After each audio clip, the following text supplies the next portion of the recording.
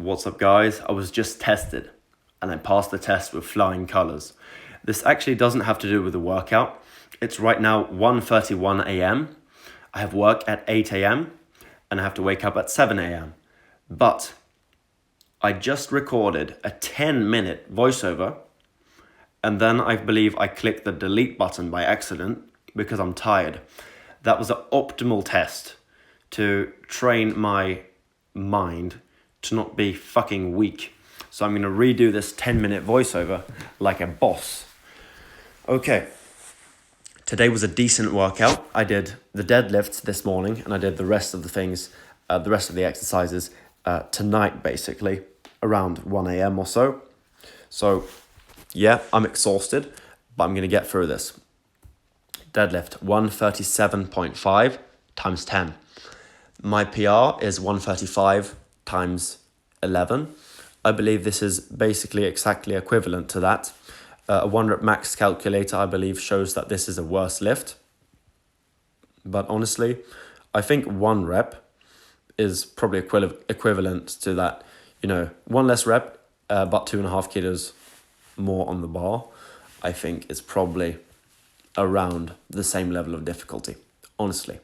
If I did 135 kilos instead of this higher weight, I do believe I would have gotten an 11th rep.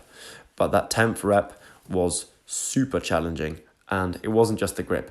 It was, the usual, the hamstrings, the glutes, the lower and the mid back, like everything gave out, which is good, because I'm not training to, look great as I'm deadlifting and to deadlift a massive weight. I'm training to completely destroy all the muscles associated with the deadlift so that I can deadlift more in the future. I'm training for performance, not to demonstrate my performance. I'm training to increase my performance over time. So I'm happy with the deadlifts. It could have been worse, honestly. I could have failed that 10th rep and been completely miserable. Now I'm only slightly miserable that I didn't get 11. So this is the rest of the workout. I did this at 1 a.m. As you can see the window there, it's completely dark. And by the way, I live in Sweden, so the sun rises at 3 something a.m., which is, it's fucking terrible for your sleep, but yeah, it actually doesn't have the benefit. Anyway, 57.5 times 8, this is the exact same that I did, I believe, it was the 15th of June or whatever, the last time I did workout B, so that was B1, this is B2.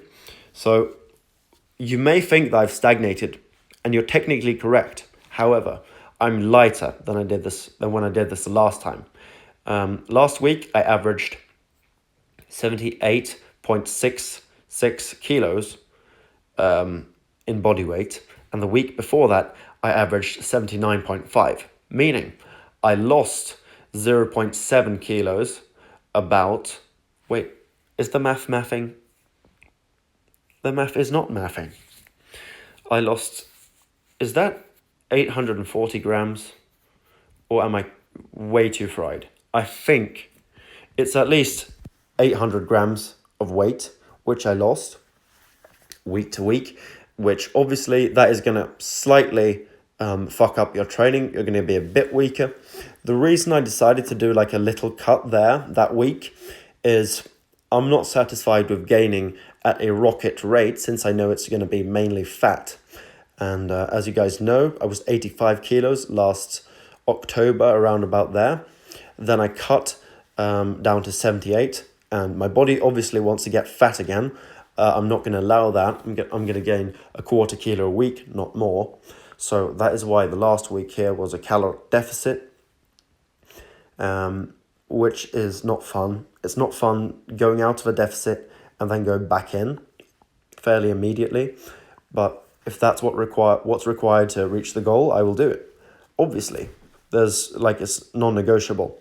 But right now my weight is good. So this week, the next week, the week after that, and all the way up to the end of the year, I'm going to be slowly gaining. There's not going to be a single week now where I have to lose weight, which is great news. And probably every single week I'm on here, I will be slightly heavier, slightly better fed, and, less hungry, feeling better, and stronger. Because if I'm already close or basically at my all-time levels of strength. You know, on the pressing, I'm a bit behind, and on the squatting, I'm a bit behind. However, on the deadlifts and on the back movements, I'm right there. So I am honestly very close and just like a week or two away from being back at my all-time strength levels. And this is at around 79 kilos, meaning I have 6 more kilos to bulk to get back to 85, my highest body weight ever. And I will already be stronger than I've ever been before I even hit 80, which is 5 kilos below my highest ever. So I am very optimistic about this bulk. It's just right in the beginning here, reversing out of a very lean, literally like 10% body fat, feeling trash, not like feeling completely horrible, like my hormones weren't crashed or anything. Everything worked because 10% body fat is at the lower end of the healthy range for men. And, you know, it really only gets bad when you get into single digit body fat. But I was very hungry for many months because I was cutting. That leaves some psychological trauma, which isn't fun. But from now on, basically from this week and onwards, while I will be gaining slower than I want to, I will at least be gaining. So this whole caloric deficit thing is over for now and until the rest of the year, basically, which is nice. If I do compete in Taekwondo this year, I will do a weight cut or 2 or 3, but that isn't the same because it will be like 2 to 3 days of eating nothing instead of months of eating too little, being hungry on a consistent daily basis, going to bed hungry for like well over 100 days in a row, which sucks. So yeah. Did I seriously just vent for like 7 or 8 minutes? That's insane. But like I said, I just did this voiceover like twice. First time I was too angry, so it didn't work. Second time, it got deleted by me. So this is like the third time I'm doing this. Anyway, glute medius, I'm doing this because I need to kick higher. And I need more athleticism in the Taekwondo department. I need to do these kicks. A lot of guys I can see, even like around my weight classes. You know, previously I was going to compete in the minus 74. Now I'm going to compete in the minus 80. When I look at what other athletes can do, even at around my weight, and even a lot of them significantly taller than me, which, by the way, that makes you less athletic. Taller athletes can't move the same compared to their body as shorter athletes. Just think of gymnasts. They can do insane flips because they're obviously athletic and amazing and they train a lot, but also because a lot of them are short and they just have better levers and better bodies to do, you know, flips and things. It's the same thing in Taekwondo. A very tall athlete competing in a higher weight class out of necessity because taller people weigh more.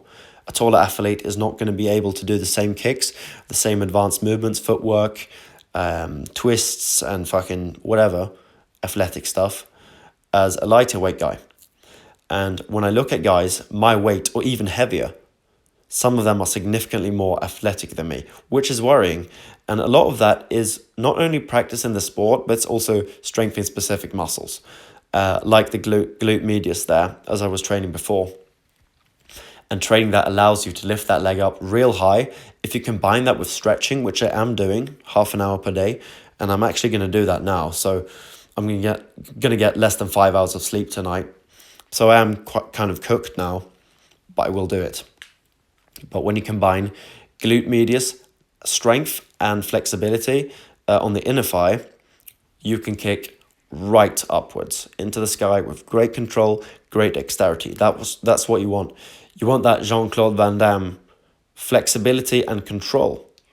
And that's what I'm training. So I'm doing the flexibility thing on a daily basis, and I'm doing the training consistently as well, so that I build the muscle responsible for lifting the leg and the muscle, and I'm stretching out the muscle which kind of holds back how high I can hold the leg.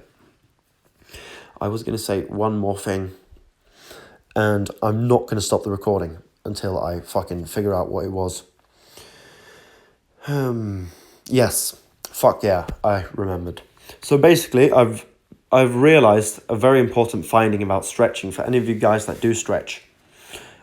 Strength training is about training very hard, so intensely and fairly briefly and fairly infrequently. You want to stimulate muscle with very hard work, and then you want to rest for a prolonged period of time. Stretching is the opposite. You want to do a lot of it, so you want to stretch a lot per day, and you want to stretch every day. So you want to stretch high volume and high frequency, unlike strength training. But it's very important that you don't stretch at a particularly high intensity. This mistake I've been making now for probably around 3 weeks, which is about the time I've been stretching 30 minutes per day. It's somewhere around there. It may be 18 days, maybe 22 days, but it's something like that. And the past few days here, my hips have been in pain and I've actually gotten less flexible. And this isn't because I've been stretching half an hour per day. This is because I've been stretching half an hour very hard per day. So guys, if you're stretching, don't try to rush the process. Stretching isn't about breaking the muscle like strength training is. Stretching is about showing the muscle that this very deep stretch position is safe and it can relax. It doesn't have to tense itself to protect itself. And if you stretch too hard, your muscle's going to tense up, lock up, and you're going to get fucking injured like me right now. So don't do that shit. If you listen through this whole video, you're probably insane at this point. Well done. I couldn't imagine doing that myself. Now I'm going to move on to stretching for half an hour, and then I'm going to sleep for like 4 hours and 40 something minutes, and then work a long shift tomorrow morning. So yeah, that's going to kind of suck, but I don't give a fuck. We got through this. Let's fucking go. Next workout, I believe on Thursday, if I'm not completely off the rails.